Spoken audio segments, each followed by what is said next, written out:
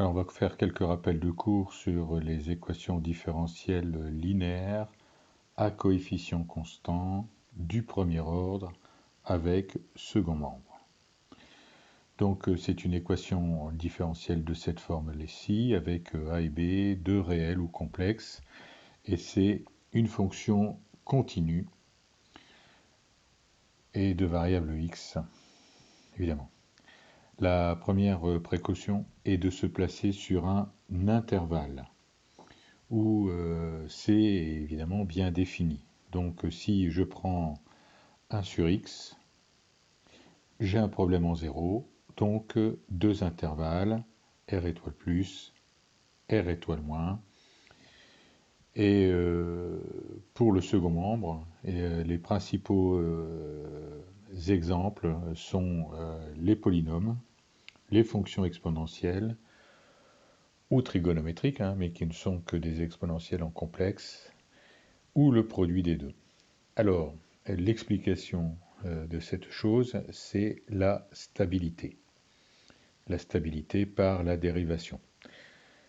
Si je prends r crochet x, où l'ensemble des exponentielles, c'est stable par dérivation. Donc, ce sont des sous-espaces vectoriels, donc c'est stable par combinaison linéaire. Donc, si y est dans un de ces sous-espaces, eh bien, AY' plus BY le sera aussi. Donc, si c'est de cette forme-là, on peut espérer une solution de cette forme-là. Bien. Donc, on rappelle qu'on cherche une solution particulière. Donc, théorème, l'ensemble des solutions d'une telle équation différentielle sur un intervalle est une droite affine. Une droite affine, ça consiste en deux choses.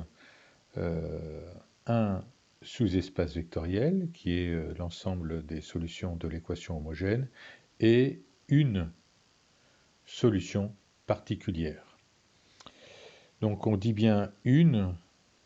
L'erreur à ne pas commettre, c'est de commencer à mettre des paramètres dans une équation, dans une solution particulière.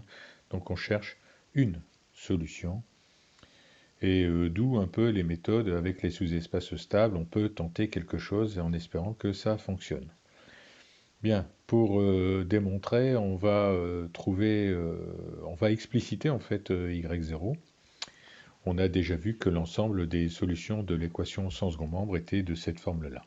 Bon, donc là, il n'y a rien de nouveau, donc ça c'était déjà vu. Pour une solution particulière, ici on va utiliser la méthode de la variation de la constante, qui est un grand classique qu'il faut maîtriser. Voilà, bon, j'essaie de surligner, voilà, c'est bon. Donc une variation de la constante. Bon, donc ici, la dérivée de y, et les lambda se simplifient. C'est un peu l'esprit de la méthode. Si vous faites la variation de la constante et que vous avez encore du lambda, il faut vous inquiéter. Alors on arrive à quelque chose d'intéressant qui est lambda prime égale une fonction continue sur un intervalle.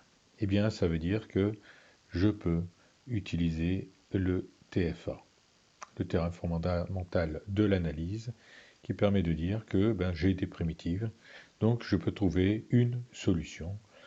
Alors, je peux mettre une condition si je veux aux bornes, c'est comme je veux. Donc, on vient de montrer que si y est solution, alors elle fait partie de cet ensemble-là. Donc la question est, est-ce que la réciproque est vraie? Donc c'est le but de la partie qui suit. Donc je vais prendre quelqu'un dans cet ensemble, ici, et je vais vérifier qu'il est bien solution. Alors quand je regarde ceci, c'est typiquement un raisonnement d'équation linéaire. Donc comment le démontrer? Eh bien je prends une solution, y, et puis je prends aussi y0, qui est une autre solution, hein, j'ai prouvé qu'il y en avait, et je fais la différence entre les deux, et évidemment, j'obtiens l'équation homogène que j'ai déjà étudiée.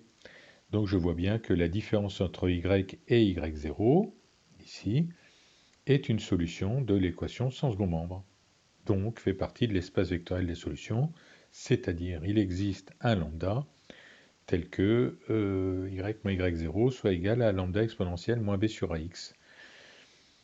Et donc je peux conclure.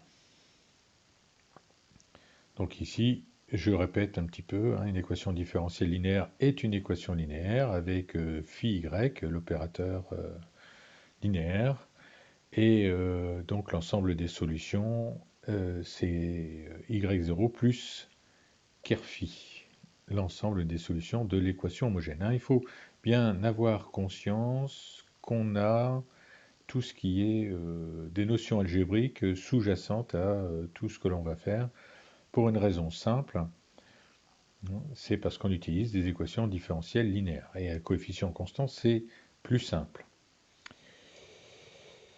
Alors, la méthode de la variation de la constante, je le répète, c'est une méthode classique, un peu une méthode Saint-Rita, à utiliser de force majeure.